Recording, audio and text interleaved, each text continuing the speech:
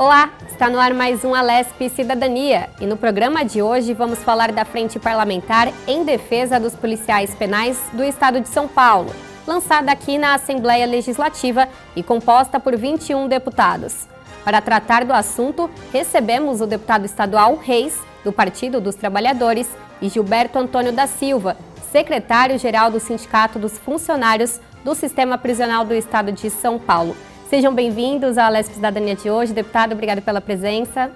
Eu que te agradeço, Carol. Agradeço também a presença do Gilberto e também cumprimentar todos os seus telespectadores, seus internautas, né? E parabenizar pelo trabalho que você desenvolve aqui na TV Alesp. Gilberto, seja bem-vindo. Obrigado pela oportunidade de vir trazer a nossa categoria para a sociedade conhecer um pouco mais que acontece no sistema prisional. Então vamos lá, a gente tem algumas novidades, né, no sentido do sindicato e das demandas apresentadas aqui pelos policiais penais do Estado de São Paulo. A gente teve recentemente a aprovação de uma legislação que incluiu os funcionários do sistema penitenciário como policiais. Eu vou pedir para o deputado Reis, que iniciou neste ano aqui na Assembleia Legislativa de São Paulo. Durante toda essa movimentação, né, o sindicato já estava presente aqui na Alesp há outras legislaturas, justamente nessa luta. E, deputado, como foi para o senhor chegar e fortalecer essa luta do sindicato para que os funcionários do sistema penitenciário do Estado de São Paulo fossem reconhecidos como policiais? Então, eu acho que é uma luta de muitos anos, né? Uma luta de muitos anos, que eu, inclusive, estava falando com o Gilberto, né, que desde a época que era a COESP, a Polícia Civil tinha uma grande participação no sistema prisional, tinha o DACAR, né, o Departamento de Assuntos Carcerários, né, então houve essa evolução até chegar na condição de que os funcionários ganhassem esse status de polícia, né, esse poder de polícia, a polícia penal.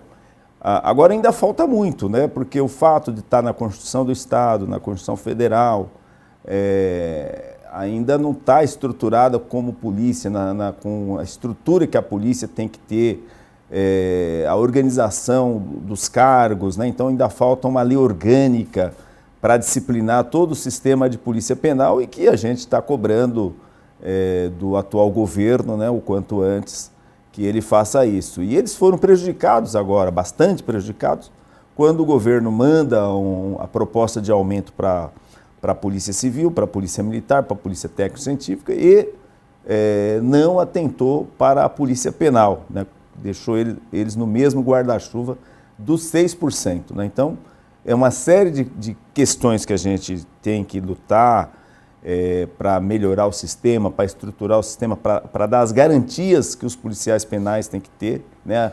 A segurança jurídica, a segurança no trabalho, né? E a valorização, né? Porque precisam ser valorizados pelo trabalho que prestam, pela importância que tem esse trabalho de garantir que as pessoas que sejam apenadas, que elas cumpram a sua pena devidamente em local seguro, com dignidade, com respeito aos direitos humanos, né?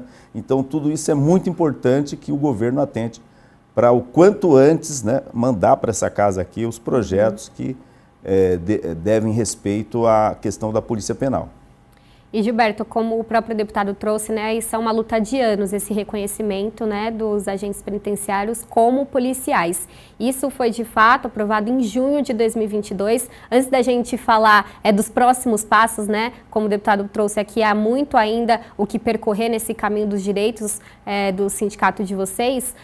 Mas como é que foi essa luta anterior à aprovação dessa legislação em junho de 2022, né? Vocês já vinham... já são bem conhecidas aqui na Assembleia Legislativa de São Paulo por estarem aqui sempre se posicionando, pedindo as suas demandas. Como que foi o caminho até o dia que foi aprovada essa legislação? Bom, primeiramente eu quero deixar claro que nós, agentes penitenciários atualmente, futuros policiais penais, nós sempre tivemos os deveres e a obrigação de polícia. Tanto é que nosso olerite está RTP.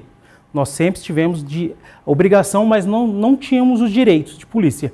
Tanto é que é uma luta que vem desde a época que o Itamar Franco era presidente, o atual presidente na época, em 92, se eu não me engano, Darcy, já reivindicava isso. Aí foi uma luta desde 2004 em Brasília, ficamos anos lutando, até 2019 consegui ela na Constituição Federal e agora conseguimos ela na Constituição do Estado de São Paulo. Falta ainda regulamentação. Há muita coisa para ser feita e através da frente parlamentar a gente está conseguindo uns avanços obrigar o governo a cumprir a lei. Porque tivemos vários problemas, deputado. Por exemplo, o concurso de AIVP 2014 foi só chamado no final do governo Dória, em 2021. Ou seja, ficou tanto tempo sem contratar funcionários, sem reposição de funcionários e aumentando o número de presídio. Hoje o Estado de São Paulo tem 181 unidades, vai se inaugurar mais 2 unidades. E o que a Secretaria e o governo fez nesse período? Reduziu o quadro operacional de funcionários. Quando eu entrei em 2005, o quadro era de 180 funcionários. Quando o Jabá entrou em 2000, o quadro era de 220 funcionários. Hoje o quadro reduziu para 150. Então a política é reduzir a máquina, enxugar a máquina, e isso está causando danos à sociedade paulista. Por quê? Menos trabalhador trabalhando, menos segurança e pode causar um risco à sociedade. E nós temos uma perda inflacionária nesses últimos anos de 69% que a gente fez o estudo. Estamos lutando, atuando para corrigir essa perda inflacionária. Então, com essa frente parlamentar, a gente, com a ajuda dos deputados, a gente procura sanar esses problemas. Para você ver, a gente não está brigando por valorização, a gente está brigando por direitos que a gente tem e perdas que a gente tivemos nesses últimos governos. E estamos negociando atualmente com o atual governo. O atual governo não colocou a gente junto com o aumento com a Polícia Civil e Militar. Nós somos da segurança pública. Nós atuamos na segurança pública, assim como a Fundação Casa, e nós não fomos contemplados. Mas mesmo assim, nós continuamos insistindo, o governo pediu um novo prazo, o deputado pediu até 15 de agosto, e nós achamos viável atender esse pedido. Mas assim, até quando vai prorrogar? Porque a promessa, deputado, era em 100 dias.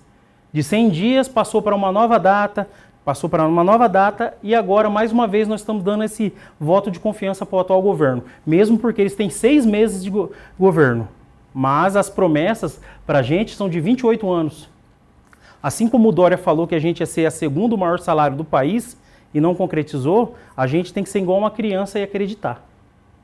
E, Gilberto, para só a gente explicar melhor para o nosso telespectador, né? Poucas pessoas sabem exatamente o que de fato faz um policial penal. Queria que você explicasse, porque às vezes a gente não tem essa familiaridade de encontrar com vocês na rua, né? Mas vocês têm esse papel importante, queria que você contasse, por favor.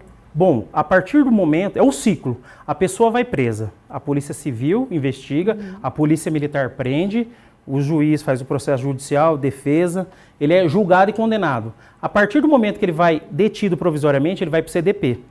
E lá ele começa a vida dele de preso.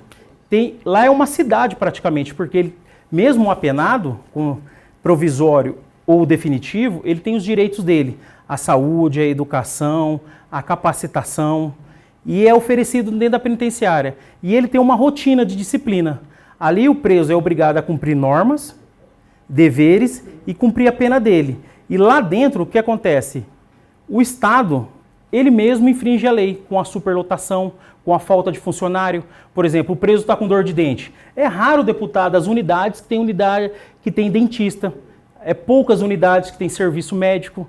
Então, a nossa briga hoje não é só pela regulamentação da Polícia Penal, mas sim pela contratação e a prestação de serviço que o apenado tem o direito. Falta assistência social, falta advogado para o processo andar, o cara tem progressão de regime, está estacionado. A gente quer que a lei seja cumprida. Por isso a importância da frente parlamentar, tanto de criar lei como fiscalizar e obrigar o governo a cumprir. Precisamos de reposição imediata na área de saúde, de educação, para prestar esse serviço ao apenado. E os funcionários também. Perfeito. Eu queria que o Seria bom você, por exemplo, você falar sobre os profissionais que trabalham no sistema, né? Porque você falou do dentista, logo tem um médico também, né? Isso. Tem o assistente social. Psicólogos. Psicólogos. Porque o povo não entende bem o que é a sigla, né? Agente de vigilância. agente prisional, né? Tem aquela equipe que cuida da muralha, que cuida da segurança do sistema, para que o preso não fuja, né? Não sei se vocês percebem que há um bom tempo que a gente não vê falar de fuga de preso, né?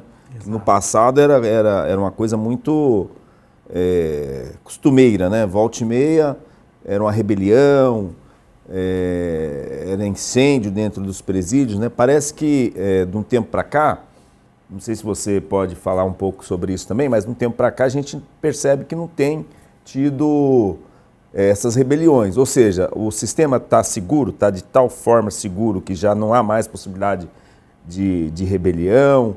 O que aconteceu no sistema prisional que se nota essa tranquilidade?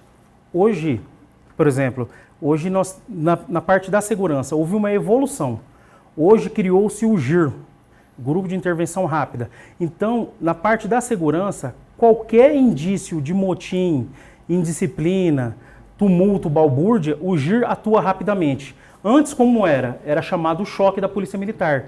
Demorava-se um tempo de ligar uma secretaria para outra, de acionar a tropa, montar isso, demorava uma resposta mais demorada. Hoje, com o GIR, deputado, qualquer princípio de indisciplina, motim, de que a unidade possa perder o controle da disciplina e da segurança, o GIR atua. Em menos de 30 minutos já se forma uma equipe do GIR, já atua inibindo qualquer princípio de rebelião. Então, por isso, nós temos esse avanço na questão da segurança. Começou qualquer tumulto, o diretor-geral liga para o coordenador já desloca o pessoal do GIR, que são próprios agentes penitenciários, policiais penais treinados, e já abafa a situação. Então, uma resposta rápida. Foi uma evolução. E dentro da rotina do presídio, vamos começar assim, o cara vai preso. Ele está lá, eu trabalho em Tupi Paulista, sou zelador de um pavilhão habitacional. Eu sou o para-choque do governo.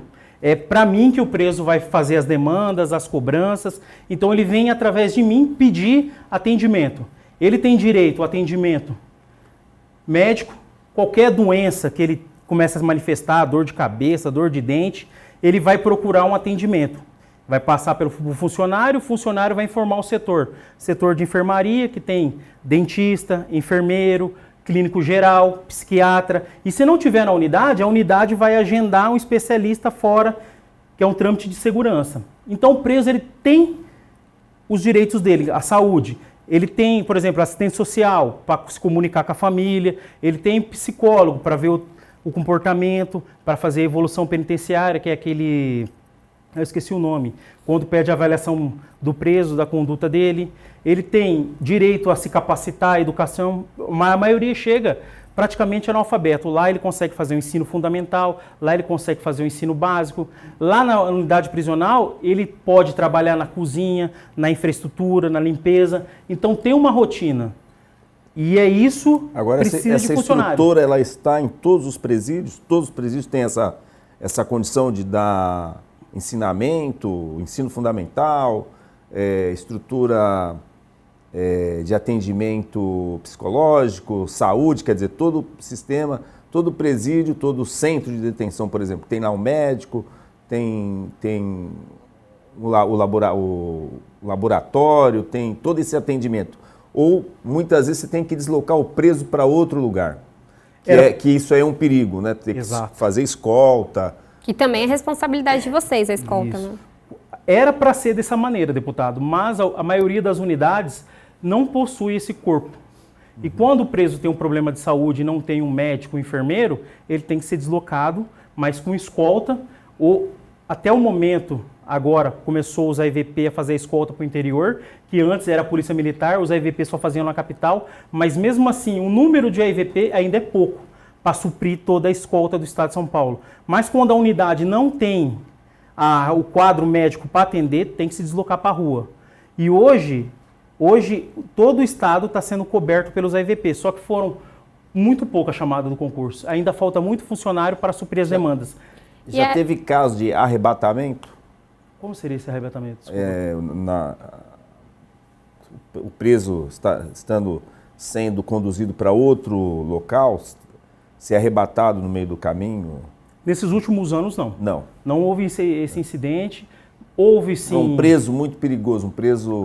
E dependendo da periculosidade do preso, igual cada unidade, são vários modelos de unidade. Tem unidade de segurança máxima, tem unidade de semiaberto, tem unidade de centro de progressão. Então, cada unidade, o preso tem a sua qualificação. Se for um preso do regime fechado, precisa de escolta. Se for um preso do regime aberto, não precisa de tanta segurança. Então, ele é qualificado no sistema para poder atender a necessidade de cada um.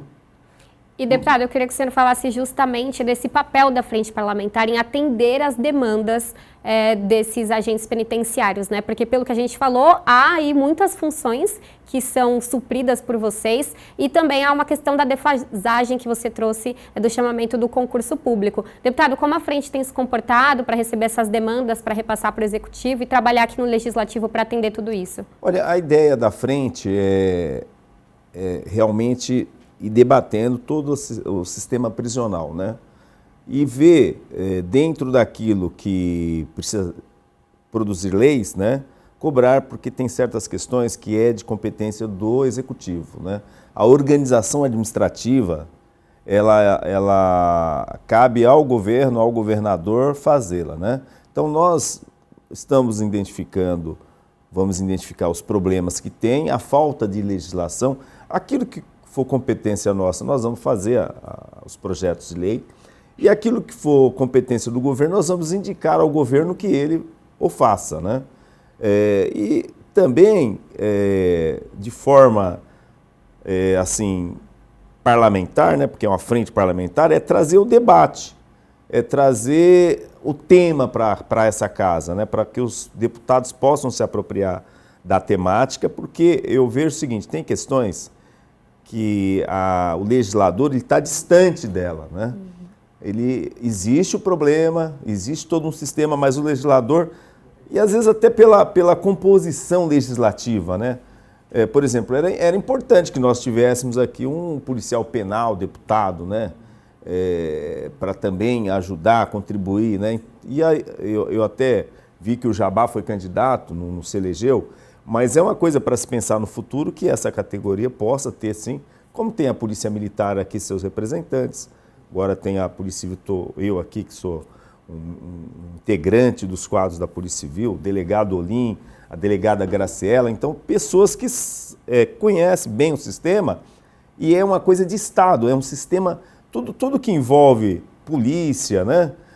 Sistema prisional, sistema judiciário, polícia judiciária, polícia preventiva, são questões exclusivas de Estado, né? Isso não se terceiriza, isso não se privatiza, né? Porque o poder de polícia é do Estado, é atividade estatal. Então, é muito importante que as representações da sociedade estejam aqui debatendo, discutindo e propondo soluções. Então, a Frente Parlamentar ela vai nesse sentido. Até porque eu tinha criado a Frente Parlamentar em Defesa da Polícia Civil e depois me veio essa demanda da Polícia Penal, que foi trazida pelo Jabá, e eu falei, não tem problema nenhum, vamos construir, vamos fazer, porque é importante que essa questão do sistema prisional, dos presídios, porque é uma coisa interligada, né? Vamos pegar, a polícia vai lá, a polícia ostensiva vai lá, pega a pessoa em flagrante, prende ele em flagrante, leva lá para a delegacia, faz o auto em flagrante. Aí essa pessoa vai para o sistema prisional. Por mais que o governo queira separar, né? Porque se a gente observar, o governo ele quer dar uma... não, aqui é o guarda-chuva da segurança pública, aqui é o guarda-chuva do sistema prisional, mas é um sistema interligado, né? Porque quem vai cuidar do preso? Quem vai ali garantir que a pena que o juiz deu a ele seja cumprida? E seja cumprida dentro dos ditames da lei, né? Não é cumprir pena fora da lei, tem regras, né, para ser seguidas. Então, é todo um sistema interligado que a gente pode dizer que é um sistema de segurança, que está a polícia preventiva, a polícia judiciária, o poder judiciário e o sistema prisional. Quer dizer, todo esse trâmite, desde a autuação em flagrante, vai terminar lá no presídio, né? É onde o apenado vai cumprir a sua penitência, né?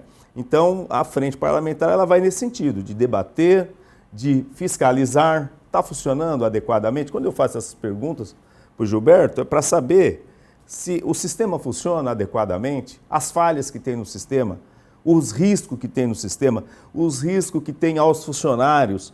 Toda a estrutura, ela garante realmente que, com segurança, o apenado vai cumprir sua pena, não vai colocar em risco os funcionários, os policiais penais que estão ali, né? Quando eu falo do arrebatamento, é que já aconteceu em alguns casos, né, do preso ser escoltado para uma outra unidade e no meio do caminho ele ser arrebatado, né, grupo de criminosos que tem interesse que aquela pessoa não cumpra a pena, né, que tire ele do sistema, e isso se dá por meio de arrebatamento. E o Gilberto falou que isso aqui aqui em São Paulo não aconteceu, não acontece. Isso é importante, né, porque faz parte do processo de segurança.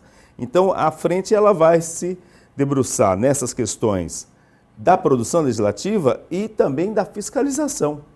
Fiscalizar se o sistema está funcionando de forma adequada, se os presos estão cumprindo sua pena de acordo com o que diz as regras, dentro da lei, se não há abusos, né? Se a sua integridade está sendo garantida, se os policiais penais têm segurança para fazer seu trabalho, têm os equipamentos, têm a estrutura, né? Está funcionando de forma adequada? A frente vai cuidar de tudo isso. Ela vai propor e vai fiscalizar, que é o papel do legislador, que é o papel do deputado, da deputada, né? Além de produzir seus projetos de lei, de aprovar as proposituras que vêm do governo, também fiscalizar se a lei está sendo aplicada, se o governo está aplicando os recursos públicos de forma adequada. Esse é o nosso papel e a frente vai fazer sim ele. Eu já adianto que no próximo bloco a gente vai falar justamente de toda a vivência lá no sistema penitenciário, como que tem sido principalmente para os próprios funcionários, né? Uma demanda também importante, a questão da saúde mental. Mas eu queria trazer um detalhe, que essa frente ela é suprapartidária, né? Então, o que significa? Que ela não é de um partido específico aqui da Assembleia Legislativa e pode ser composta pelos deputados, independente aí do seu partido, da sua liga. E aí eu queria entender de você, Gilberto, como é que foi o recebimento aqui na Assembleia Legislativa dos deputados, pelos próprios parlamentares, as demandas de vocês, como que tem sido essas conversas, agora vocês têm esse espaço específico, que é a Frente Parlamentar, para levar essas demandas, mas como que é a conversa aqui com o Legislativo? Eu queria agradecer principalmente ao deputado Reis, deputado Janazzi, Mônica Seixas, Danilo Balas, Tomé Abduche, todos os deputados demonstraram interesse em saber o que acontece, como que está sendo feito e as medidas futuras para prevenção. Qual a nossa programação? Bom, primeiramente a gente fala que não quer que ocorra o que aconteceu em 2006, deputado, que São Paulo virou um caos. O crime saiu à rua, parou a sociedade, por isso a gente vem alertando a reposição de funcionários. Eu queria falar especialmente na minha unidade, à noite, eu trabalho à noite. Hoje tem um déficit enorme de funcionários. Chega a ter plantão que a gente está cuidando de 1.300 homens em 6, 7 pessoas. E a Frente Parlamentar viu isso. Está vendo que pode ocorrer o que aconteceu em 2006 novamente. Outra onda de ataque do crime organizado. E nós conseguimos levar o Tomé Abduche em Pinheiros 2, na unidade Pinheiros 3, sem avisar o governo, sem avisar a secretaria. Chegamos lá, o diretor-geral naquele dia, ele se atrasou alguns minutos e nós adentramos a unidade. Lá em Pinheiros, ele viu a quantidade de movimentação de preso, porque aqui em Pinheiros é unidade de trânsito, recebe preso do interior, recebe preso das delegacias, a movimentação. Ele viu que naquele dia, ele chegou lá, o deputado Tomé Abduche viu que o funcionário estava tomando café da manhã em pé, segurando um pão e um copo de café, movimentando para cá e para lá, e ele viu a rotina saindo preso para escolta, para fórum, para hospital, para remoção, e ele viu o caos da segurança. A Frente Parlamentar vai nos ajudar nisso, para mostrar a gravidade do problema, porque, querendo ou não, o que acontece intramuros fica escondido, a sociedade não vê. Se a gente conseguir mostrar o nosso problema, a gente vai apontar para os deputados qual a solução também, que a gente está precisando, os nossos riscos. Não fica só na palavra, né? É importante ter esse espaço mesmo para levar tudo isso e mostrar, né? Como o deputado bem disse, às vezes os deputados estão distantes dessas situações, né? Vocês trazem a demanda, mas não conhecem como é feito lá, como acontece esse dia a dia, esse cotidiano de vocês, né? Isso foi uma coisa fenomenal, porque com o deputado indo fiscalizar, vendo a real situação do funcionário, do preso, do trabalho, mostrar os riscos que a gente tem e o que a gente pode melhorar, o que a gente tem de oferecer de melhor para a sociedade, para evitar e para que a sociedade continue dormindo em segurança, para que tenha paz, para que você possa trabalhar em segurança, para que você possa estudar em segurança. A segurança pública tem que funcionar no seu todo, desde o policial civil, militar, até a execução da pena. Tem que ser completo o serviço, não tem como fazer só uma parte, igual ali na penitenciária. Chegou uma certa época que virou depósito. Depósito. Coloca preso, vai colocando preso, vai colocando preso. As celas da cadeia que eu trabalho, Tupi Paulista, foram projetadas para 12. Chegou a época de ter 50. E funcionários só saindo, aposentando, exonerando, e não foi contratado ninguém. A reposição não teve. E hoje nós estamos alertando, estamos avisando dos riscos. E os deputados agora estão atendendo os nossos anseios. Eles estão escutando e estão comprovando e procurando soluções para esses problemas. Deputado, você quer complementar nesse sentido, justamente? Não, é justamente do trabalho isso. deles? É o nosso papel, fiscalizar, se apropriar do que está acontecendo. E essa questão do déficit de funcionários é uma coisa que está no setor da segurança é muito forte, né? Eu acredito que no tempo os governos anteriores, eles foram fazendo um ajuste fiscal no funcionalismo público. Então eles deixaram de contratar para ter superávit. Só que isso não dá para fazer na segurança pública, no sistema prisional, né? Porque nós estamos falando de segurança das pessoas, da sociedade, dos riscos que tem de um presídio que deva lá ter 30, 40 funcionários, ter 7. É muito arriscado. Ali é um balão ali, é uma bola de pólvora ali esperando alguém atear fogo no pavio, né? Então o governo ele tem que parar com isso, de querer fazer economia em setores que é exclusivamente do Estado. Segurança pública é exclusivamente do Estado. Então não dá para não contratar os profissionais, não fazer os concursos no seu devido tempo. E eu vejo o atual governo que está dizendo, não, nós vamos contratar policiais civis, policiais militares, policiais penais, né? Mas o processo é tão lento que talvez quando ele terminar de fazer esse processo de contratação, já está passando por outro governo, né? Eu estive até na Academia de Polícia semana passada e lá estava tendo a prova oral para os delegados, investigadores, escrivães de polícia, só que é de um concurso que vem do governo anterior, não é desse governo. Olha só, um concurso que vem do governo anterior e agora que está se fazendo a prova oral, que a prova oral é uma das etapas, ainda não é a finalização. Quer dizer, ainda tem outros procedimentos até que esse policial, esse candidato que fez o concurso público, seja nomeado, empossado. Depois de nomeado e empossado, ele ainda vai ter que estudar.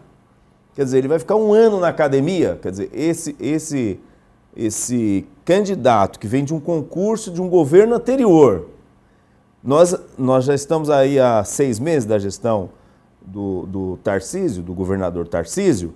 Isso quer dizer o seguinte, talvez ele vai estar recebendo esses policiais 2 anos após ele ter tomado posse.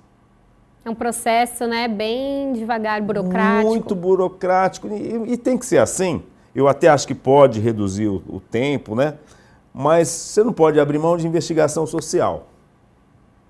Porque você vai estar colocando uma pessoa que vai ter uma arma na cintura, vai ter uma carteira de polícia e que vai exercer um poder de polícia, né? Um poder que aborda as pessoas, que pede documentos, que que vai manter a pessoa presa, né? Então, essa pessoa tem que ter uma reputação ilibada, ela tem que realmente ser uma pessoa íntegra, né? Porque daqui a pouco você vê nos jornais, você vai notícias, né, de que o crime está recrutando profissionais para entrar no sistema de segurança, no sistema judicial. Isso é muito perigoso, né? Então tem sim uma investigação social, tem as provas, tem a aptidão física, se essa pessoa realmente está bem preparada para enfrentar o que ela vai enfrentar, né? Então, e todo esse processo é um pouco lento. O governo poderia agilizar isso, né, criar regras, porque o governo tem o poder de organizar a administração, né? Então ele pode sim encurtar esse tempo, né? Olha, cria aí um processo de que no máximo em 6 meses a pessoa já possa estar entrando na academia de polícia, pode fazer um curso que depois ele continua, mesmo ele no estágio probatório, ele continua tendo aulas, né, para poder dar respostas mais efetivas para a sociedade, né? Então, eu vejo com muito problema essa questão de falta de pessoas para trabalhar. Eu vejo as delegacias chegar lá, tem um funcionário, é um perigo, e às vezes aquela delegacia tem um cofre, tem armamento apreendido, tem droga apreendida, olha o risco que Sim. o policial está correndo ali. Muitas vezes ele nem sabe do que está apreendido dentro daquela delegacia, né? E a mesma coisa o sistema prisional, que um presídio que tem lá 700 presos, 1.000 presos ali, você vai ter 7 pessoas para garantir a segurança. É muito perigoso, né? Então, um risco muito grande, né, para o profissional. É muito arriscado e o governo não deve querer fazer ajuste, querer economizar nessa área. Essa não é uma área para se economizar. Economizar na área de segurança pode custar muito mais caro do que o governo possa imaginar. E a gente vai trazer mais sobre esse tema no próximo bloco. Não saia daí, a gente volta já já.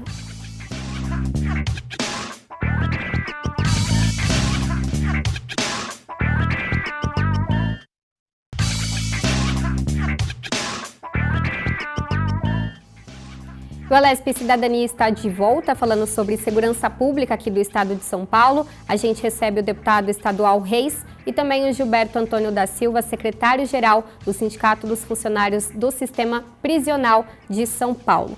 Bom, a gente estava falando aqui no fim, né, do primeiro bloco justamente sobre essa demanda que os funcionários têm, né? Muitas atividades para serem atendidas e exercidas no sistema penitenciário. E aí, com isso, a gente tem um problema que é o baixo salário. A gente tem uma pesquisa aqui do próprio sindicato, né, que fala que a diferença entre as folhas salariais dos policiais penais de São Paulo e de outros estados é muito grande. Então, o levantamento feito por vocês aponta que os policiais penais paulistas possuem o 3º pior salário da categoria em relação aí a outros estados brasileiros. Quanto a essa questão salarial, Gilberto, quais são as principais consequências disso? Como que você vê essa demanda também que com certeza é trazida até a frente? O que acontece? O policial penal, ele recebe um baixo salário. E para ter uma vida com um pouco de segurança, porque a gente sabe que o crime organizado, os marginais, são mais agressivos na periferia. Então, para ele poder ter um pouco de paz e tranquilidade, ele tem que ser obrigado a fazer bico, a fazer outros serviços, a ter uma escala dobrada de serviço. Ele trabalha 12 por 36, mas no dia de folga ele está em outro serviço. Aí ele vai acarretar o quê? Mais estresse, ele não descansa, ele fica mais agressivo, acaba prejudicando o relacionamento familiar, descontando na família, acaba descontando problema no serviço e com o tempo esse funcionário vai adoecer. Ele não tem um horário de descanso porque o salário é baixo e ele tem que complementar a sua renda.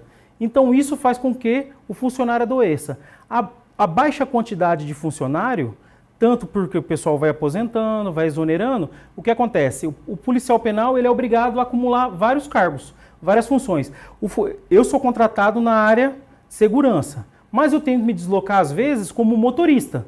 Não tem quem dirige, o preso passou mal, está tendo um infarto. A gente tem que conduzir ele ao hospital, porque não tem um médico ali para atender ele. O que eu vou ter que fazer? Pegar um caminhão, dirigir com uma escolta toda, uma segurança, um planejamento até o hospital. Aí o que aconteceu? Tive que abandonar meu setor de serviço, o outro funcionário vai acumular aquela função. Isso vira um ciclo. Isso acaba adoecendo o funcionário, tanto na quantidade de trabalho, porque quando eu entrei, deputado, eu entrei em 2005, eu sabia o nome de cada sentenciado do pavilhão e sabia o registro dele. Mas conforme as coisas foram acontecendo, diminuindo o funcionário, foi aumentando a quantidade de preso, que a gente não consegue fazer o serviço de acompanhamento, de monitorar o preso, de monitorar a liderança negativa. Ou seja, o trabalho de segurança passou a ser trabalho de produção. A gente começou a tratar como quantidade. Não tem mais aquela percepção porque diminuiu a quantidade de funcionários. Onde tinha 10, agora tem 1. Aí o funcionário que está na área da segurança precisa de alguém no administrativo. Alguém precisa cuidar do CIMIC, que é a movimentação de preso. Alguém tem que trabalhar no administrativo, comprar comida, acertar a documentação. Alguém precisa estar no RH para conduzir a folha do funcionário. Então, para outros setores não ficarem abandonados, além do déficit funcional, há o desvio de função. Principalmente aqui na capital, porque o salário da área meio é muito baixo. Então não é atrativo para ninguém prestar o concurso e trabalhar aqui. Então o que acontece? O policial penal que tinha que estar na área de segurança, ele vai fazer o serviço administrativo para a coisa poder funcionar. Para a unidade continuar prestando serviço ao preso. Quem faz a movimentação de preso seria o oficial administrativo. Mas a unidade não tem que pegar um funcionário da área de segurança e colocar lá. Esse é um dos grandes problemas que a gente tem. Acúmulo de função, baixo salário, isso vai fazendo com que adoeça. Aí tem problema familiar, aí a pessoa se torna tabagista, fumante, aí se torna alcoólatra, porque o estresse vai acumulando. E aí, quem cuida deles, desse funcionário adoecido? Nós temos um problema do IANSP. O IANSP nosso foi abandonado, deputado. Ele que era para atender o funcionário público e ser uma válvula para ajudar, não tem. Principalmente nas cidades pequenas do interior. Aqui na cidade de São Paulo, há uma grande reclamação na qualidade do serviço prestado. Mas e nas cidades pequenas que não tem? Aí nós estamos abandonados. E isso é mais uma demanda da frente parlamentar para nos socorrer. Nós estamos à míngua no interior. O governo da capital jogou as unidades prisionais para o interior. Eu sou de Dracena.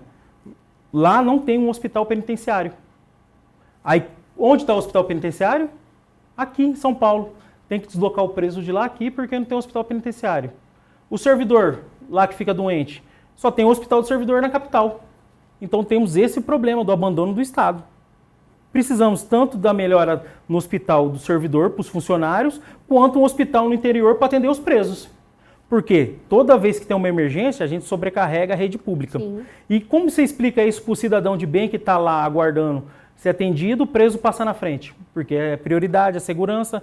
Isso acaba causando um transtorno para a sociedade. Sim, com certeza, né? E o próprio deputado trouxe recentemente, houve uma aprovação aqui na Assembleia Legislativa de São Paulo de um reajuste para esses salários, só que a Polícia Penal não foi incluída nesse reajuste, né, deputado? Como é que tem sido o diálogo com o Executivo? Você já trouxeram, né, que estão aguardando a regulamentação, que tem um prazo agora até o próximo 15 de agosto. Então, eu queria que você falasse como que tem sido o diálogo com o Executivo, deputado, para ajudar os profissionais desse setor a terem as suas demandas atendidas, né? Eu sei que o senhor participou bastante da discussão na tribuna, trouxe essa questão da inclusão do policial penal para esse reajuste, mas ainda assim ele foi aprovado sem que esses profissionais tenham sido contemplados. O governo, ele vem com ideia fixa, né? Não é um governo que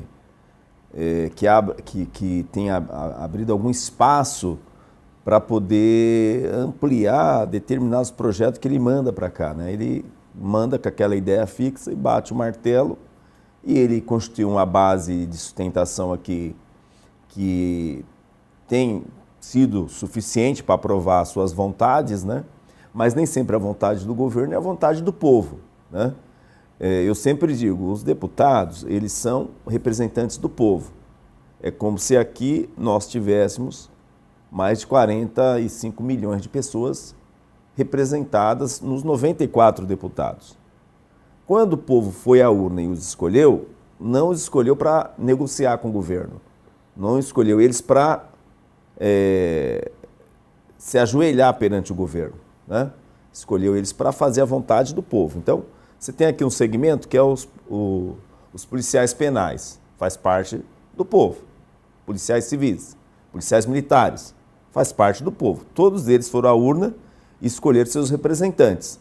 Então, esses representantes, em tese, não devam, ou não deviam, ou não devem, fazer coro com aquilo que o governo quer. Porque o governo foi eleito para governar.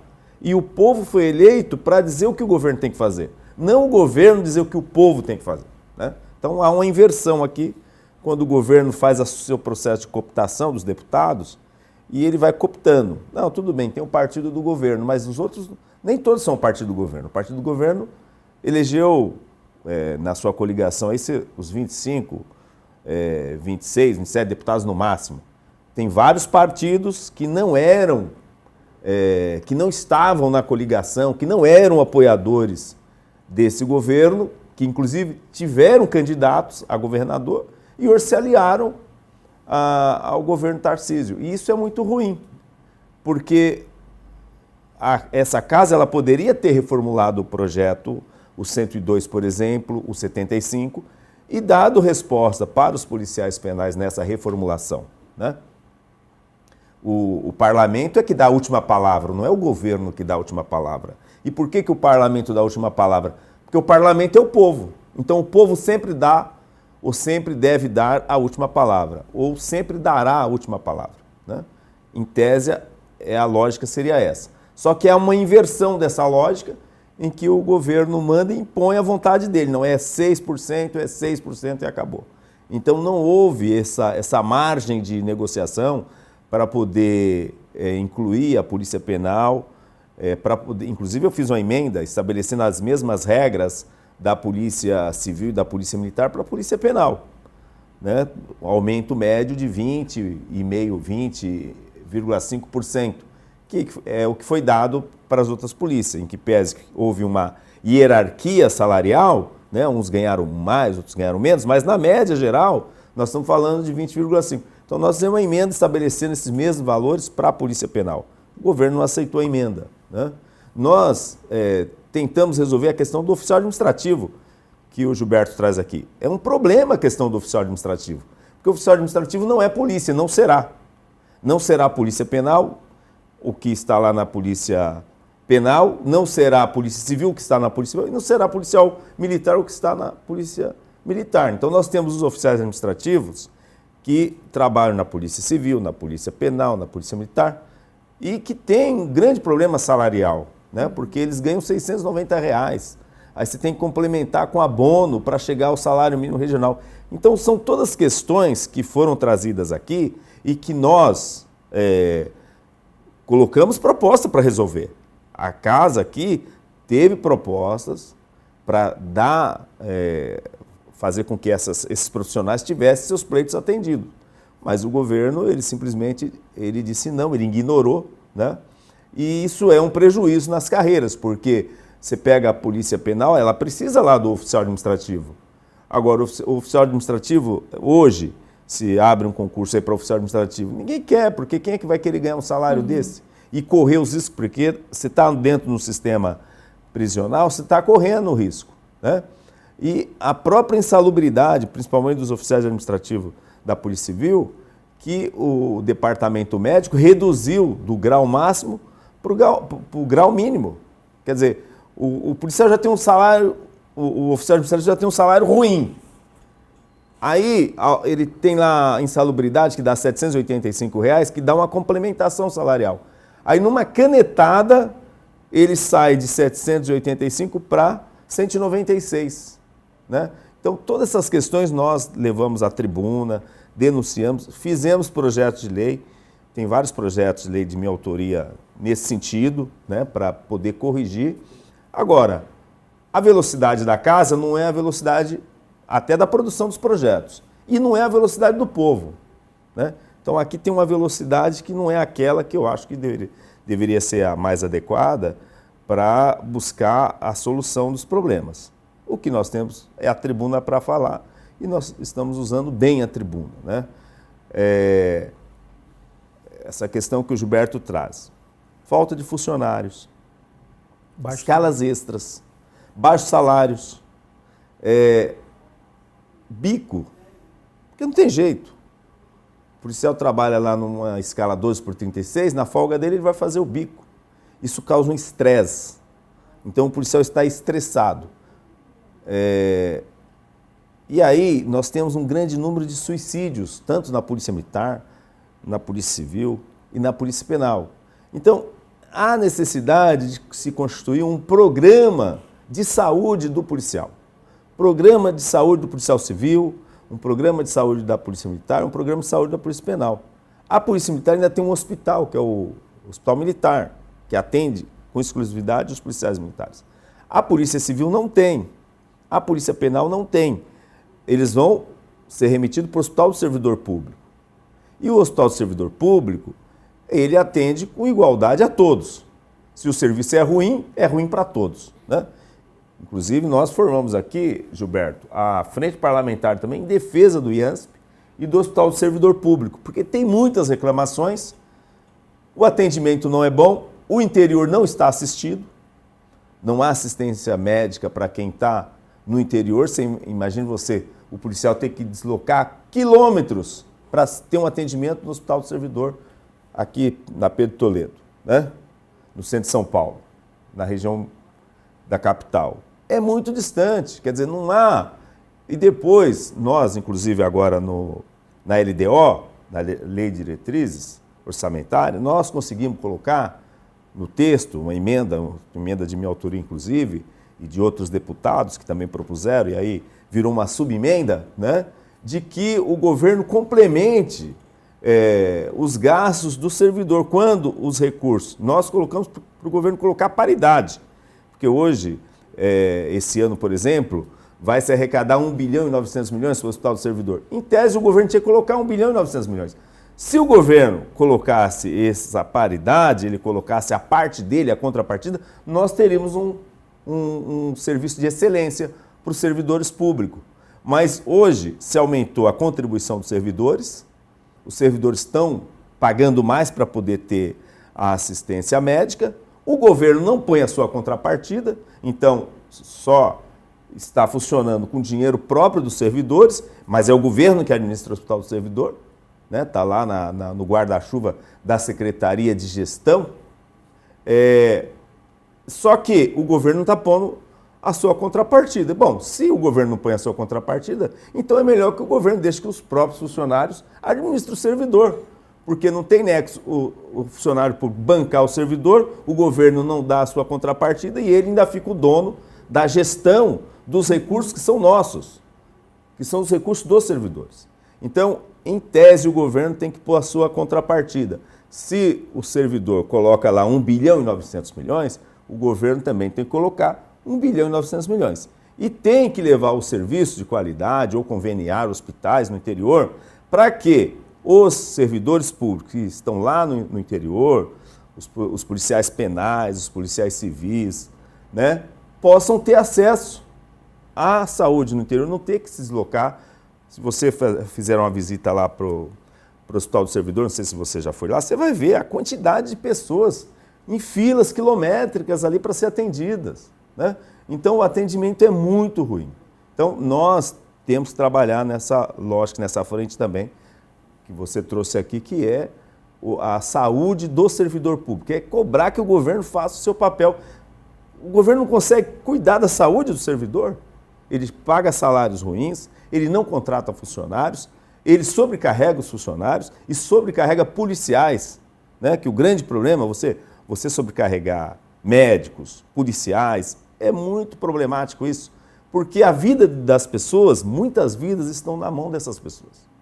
Muitas vidas dependem dessas pessoas. Então, você não pode sobrecarregar esses profissionais de forma que cause um estresse e que provoque essa questão do adoecimento. As pessoas estão, os policiais têm esse problema do adoecimento, problemas ligados à questão do suicídio. Na Polícia Civil é pandêmico, né?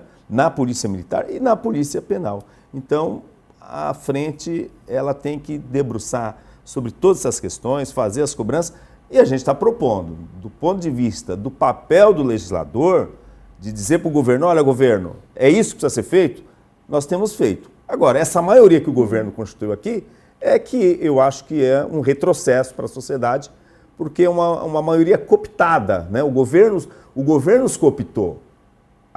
Cooptou a troco de cargo, a troco de emenda, não sei, não deveria ser assim. Então vamos lá, vamos retomar essa linha do tempo, né? A gente trouxe aqui desde o início, junto com o Gilberto e com o deputado Reis, toda essa luta dos profissionais das penitenciárias e dos presídios aqui do estado de São Paulo para serem reconhecidos como polícias, né? E terem as suas demandas atendidas. A gente teve, então, em 2022, a aprovação da PEC, da proposta de emenda complementar da Constituição, e justamente para incluir esses profissionais no quadro de polícia. Só que agora falta uma regulamentação para que isso de fato aconteça e saia do papel.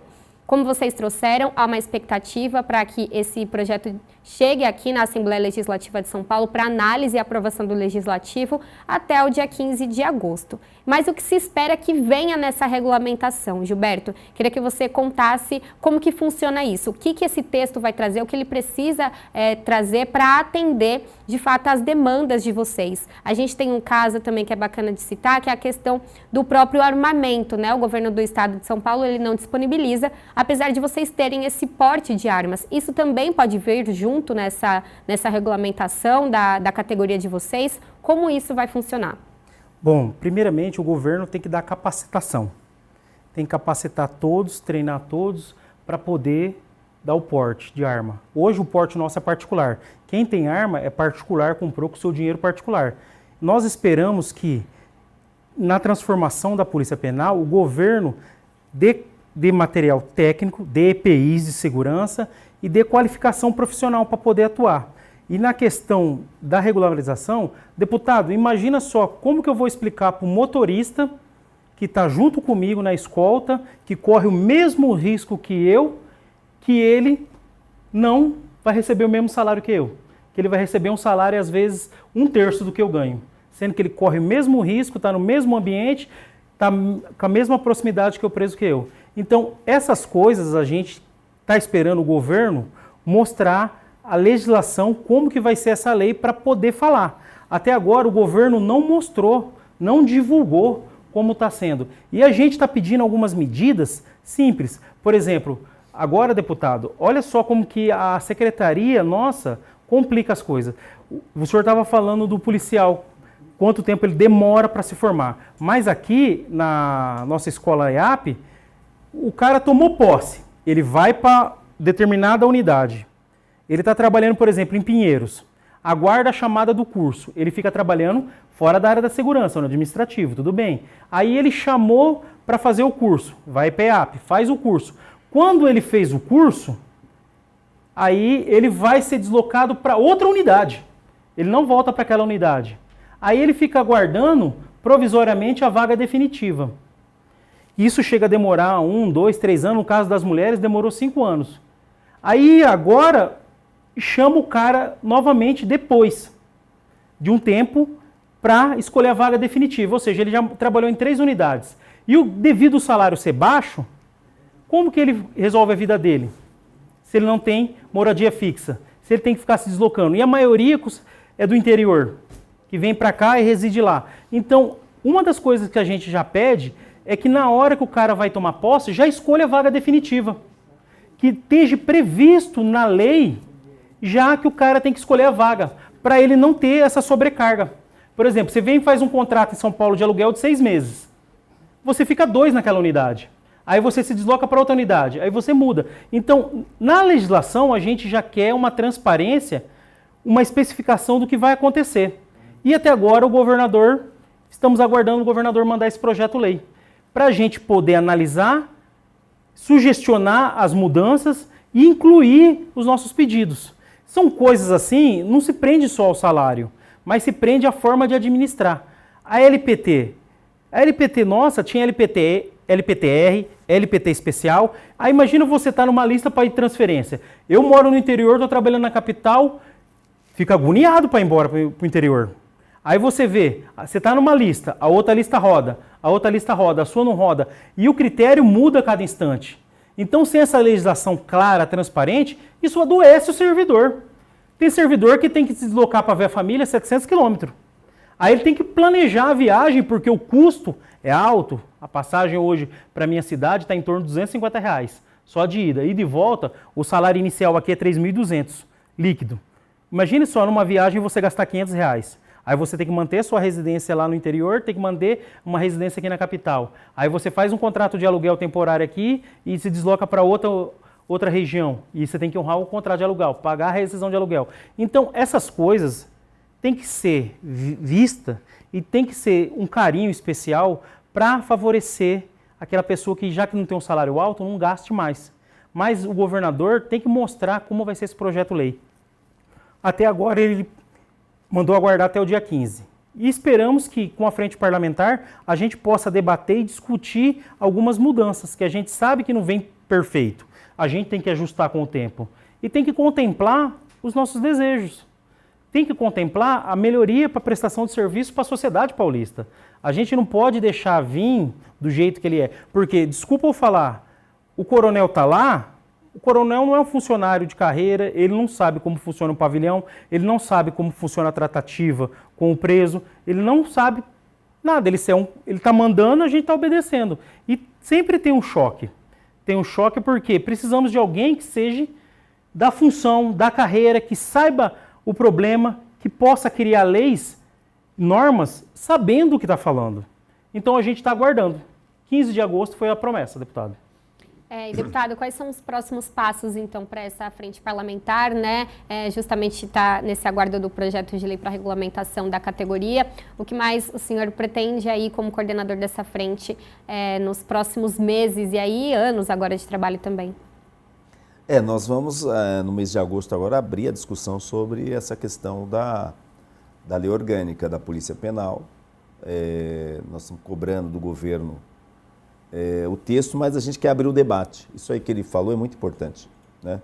Porque talvez, se os concursos fossem regionalizados, reduziria bastante esse problema de você ter uma pessoa que está aqui em São Paulo e vai trabalhar no interior. Tem uma pessoa que está no interior, tem que andar 250 quilômetros para poder trabalhar, né?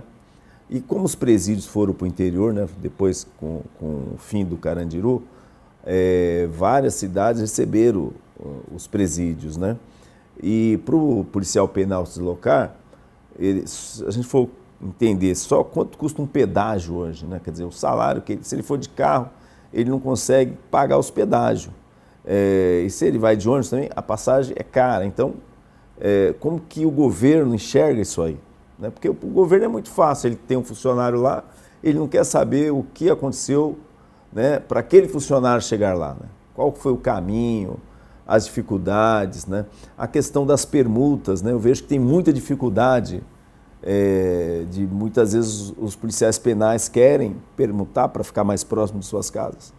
E o governo tem muita dificuldade. O sistema, é o que ele falou, o fato de você colocar um coronel para comandar o sistema, coronel é ordem unida, né? Sim senhor, não senhor, esquerda vou ver, meia volta vou ver, direita vou ver, né? Então, o sistema militarizado é assim.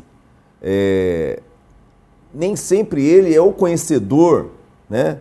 É aquele que tem um conhecimento profundo do que é o sistema. Ele acaba aprendendo. Chega lá, ele começa se apropriando, pega um servidor lá que tem experiência e vai aprendendo, né? É muito importante essa questão da evolução funcional, essa questão da direção, né? Dos dirigentes do sistema prisional e da experiência, do acúmulo de experiência, né? Muitas coisas você aprende no tempo, né? Você aprende exercendo, né? Então, não pode menosprezar a expertise que tem o policial penal na sua carreira, no seu aprendizado, e valorizar isso aí, né? Porque às vezes você traz uma pessoa de fora para coordenar, né? E eu me lembro muito bem da Guarda Civil de São Paulo, a Guarda Civil Metropolitana, não sei se vocês sabem, na gestão nossa, quando governamos a cidade, o PT governou de 2001 a 2004, nós criamos a Secretaria de Segurança Urbana. E sempre quem tinha comandado a guarda era um coronel, era um oficial da PM, né? E aí nós criamos o inspetor-geral, quer dizer, uma inspetoria geral.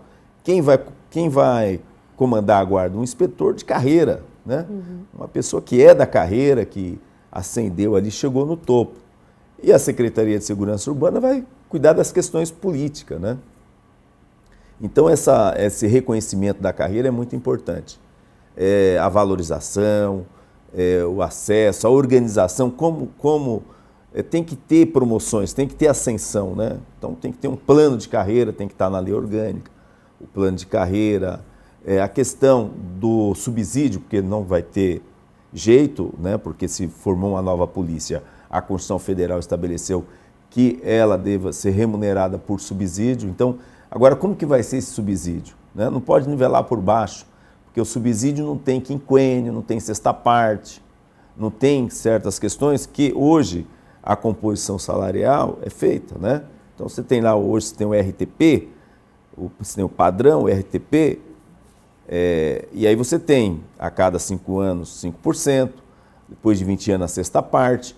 No salário por subsídio, isso vai deixar de existir. Então você tem que ter um subsídio que realmente garanta que se o governo, vamos dizer assim, o governo fique 4 anos sem te dar R$1 de aumento, né? Como que você vai recompor a sua perda? Conforme disse aqui o Gilberto, 69% é a perda inflacionária dos últimos anos por conta da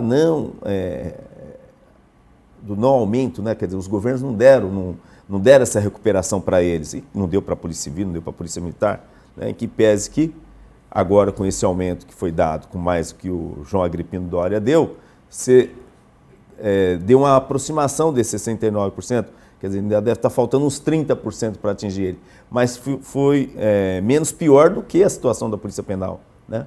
Então, na remuneração por subsídio tem que ter um plano de carreira, que você, no tempo, você vai ascendendo, você vai tendo uma escala vertical de vencimentos que vai corrigindo, se caso o governo não te der nenhum aumento, pelo menos aquele aumento do seu plano de carreira vai acontecer, né?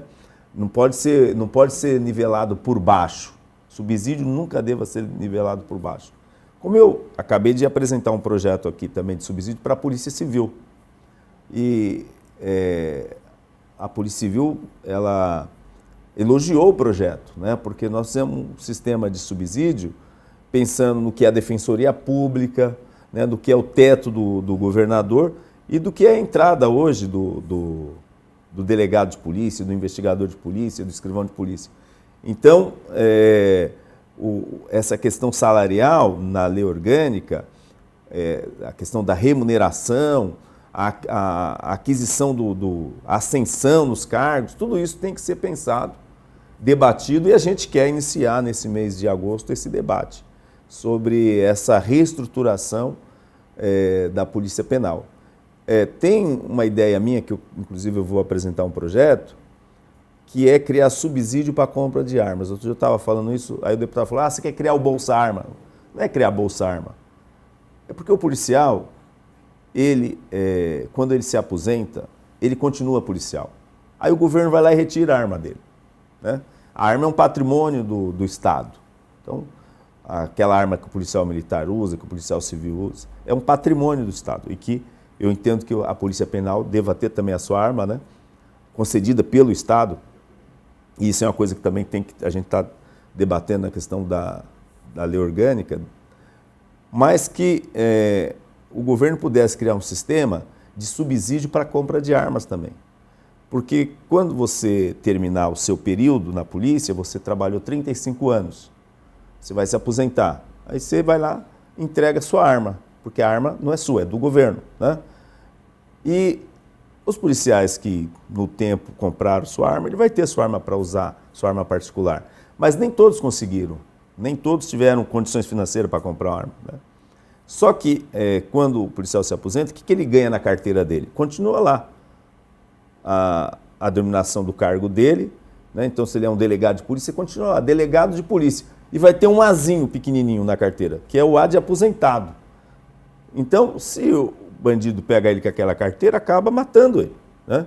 e ele não está armado, ele não tem uma arma para se defender. Então, já que o governo não deixa as armas com os policiais quando eles se aposentam, que o governo possa ter um programa de subsídio para facilitar a compra dessa arma, para que o policial possa ter a sua arma particular, inclusive para defesa pessoal, para a questão quando ele se aposenta, né? Porque ele continua, mesmo aposentado, ele continua sendo policial. Se ele vê um crime, ele vai ter que agir. Se ele vê alguém cometendo um delito, ele vai ter que agir. E o Estado não trata ele como um aposentado, né? O Estado trata ele como um policial aposentado. Ele continua policial aposentado. Então, são questões que nós devemos se ater aqui, debater, discutir e, obviamente, buscar um processo de convencimento, né? Já que o governo não faz tudo que a gente quer, nós temos que tentar, pelo menos, convencê-lo daquilo que realmente, e principalmente quem tem a experiência, que sabe o que é rua, que sabe o que é policiar, sabe o que é cuidar de um presídio, sabe o que é receber os presos ali, fazer a triagem, né? Que ele se convença de que essas pessoas que têm experiência, que conhecem, devam estar bem mais certas do que aqueles que apenas estudaram nos livros e nunca exerceram a função. E esse é o papel, né, justamente da Frente Parlamentar em Defesa dos Policiais Penais do Estado de São Paulo, né, ouvir todas as reivindicações, ouvir quem de fato está lá na ponta, trabalhando pela melhor qualidade aí do nosso sistema penitenciário, não só para quem está ali recluso, mas também, claro, para os profissionais que prestam esse serviço para a população paulista. Mais uma vez eu deixo o agradecimento à presença do deputado estadual Reis, do Partido dos Trabalhadores, e também do Gilberto Antônio da Silva, secretário-geral do Sindicato dos Funcionários do Sistema Prisional aqui do Estado de São Paulo. Obrigada por essa conversa riquíssima sobre o tema e a gente aguarda, então, os próximos passos dessa luta de vocês. A gente também vai acompanhar o trabalho da Frente Parlamentar para levar para o nosso telespectador. Obrigada. Eu que te agradeço, Carol. Muito obrigado. E agradeço também a todos vocês que acompanharam a Lespe Cidadania de hoje. Se você quiser ver ou rever este ou outro programa da Rede Alesp, é só ficar ligado na nossa programação ou acessar o nosso canal no YouTube. Até a próxima!